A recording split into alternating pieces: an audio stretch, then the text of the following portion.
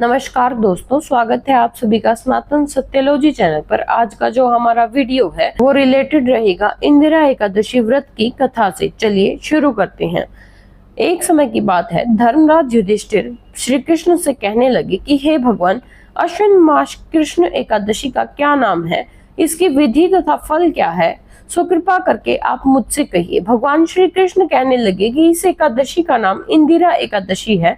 यह एकादशी पापों को नष्ट करने वाली तथा पितरों को अधोगति से मुक्त देने वाली होती है।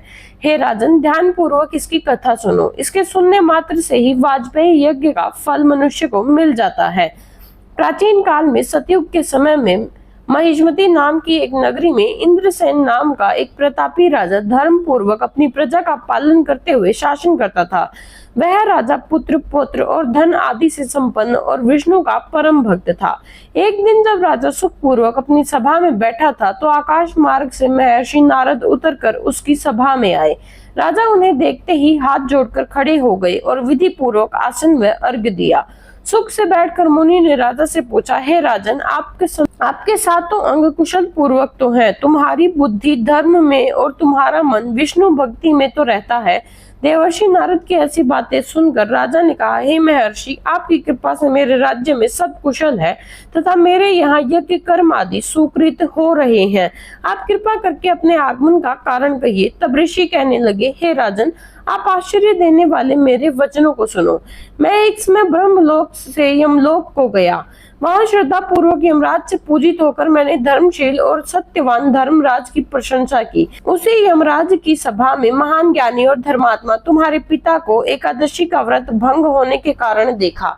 उन्होंने संदेशा दिया, सो तुम्हें कहता हूँ। उन्होंने कहा कि पूर्व जन्म में कोई विघ्न हो जाने के कारण मैं यमराज के निकट रह रहा हूँ। सो हे पुत्र, यदि तुम अश्विन कृष्ण इंदिरा एकादशी का व्रत मेरे निमित्त करो तो मुझे स्वर्ग की प्राप्ति हो सकती है। इतना सुनकर राजा कहने लगा कि हे महर्षि, आप इस व्रत की विधि मुझसे कहिए। नारद जी कहने लगे, अश्विन माह के कृष्ण पक्ष की दशमी के दिन प्रातः काल श्रद्धा पूर्वक स्नान आदि से निवृत्त होकर पुनः दोपहर को नदी आदि में जाकर स्नान करें। फिर श्रद्धा पूर्वक पितरों का श्राद्ध करें और एक बार भोजन करें। प्रातः काल होने पर एकादशी के दिन दातुन आदि करके स्नान करें। फिर व्रत के नियमों को भक्ति पूर्वक ग्रहण करते हुए प्रतिज्ञा करें कि मैं आज संपूर्ण भोगों का त्याग कर निराहार एकादशी का व्रत करूंगा। हे अच्युत, हे पुंडरीकाक्ष, मैं आपकी शरण में हूँ, आप मेरी रक्षा कीजिए। इस प्रकार नियम पूर्वक शालिग्राम की मूर्ति के आगे विधि पूर्वक श्राद्ध करके योग्य ब्राह्मणों को फलाहार का भोजन कराएं और दक्षिणा दें। पितरों के श्राद्ध से जो बच जाए उसको सूंघ कर गौ को दें तथा धूप दीप गंध पुष्प नैवेद्य आदि सब सामग्री से ऋषिकेश भगवान का पूजन करें। रात में भगवान के निकट जागरण करें। इसके पश्चात द्वादशी के दिन प्रातः होने पर भगवान का पूजन करके ब्राह्मणों को भोजन कराएं। भाई बंधुओं, स्त्री और पुत्र सहित आप भी मौन होकर भोजन करें। नारद जी कहने लगे कि हे राजन, इस विधि से यदि तुम आलस्य रहित होकर इस एकादशी का व्रत करोगे तो तुम्हारे पिता अवश्य ही स्वर्ग लोक को जाएंगे। इतना कहकर नारद जी अंतर्ध्यान हो गए। नारद जी की कथा अनुसार राजा द्वारा अपने बांधुओं तथा दासों सहित व्रत करने से आकाश से पुष्प वर्षा हुई और उस राजा का पिता गुरुड़ पर चढ़कर विष्णु लोक को गया। राजा इंद्रसेन भी एकादशी के व्रत के प्रभाव से निष्कंटक राज्य करके अंत में अपने पुत्र को सिंहासन पर बैठाकर स्वर्ग लोक को गए। हे युधिष्ठिर, यह इंदिरा एकादशी के व्रत का महात्म्य मैंने तुमसे कहा।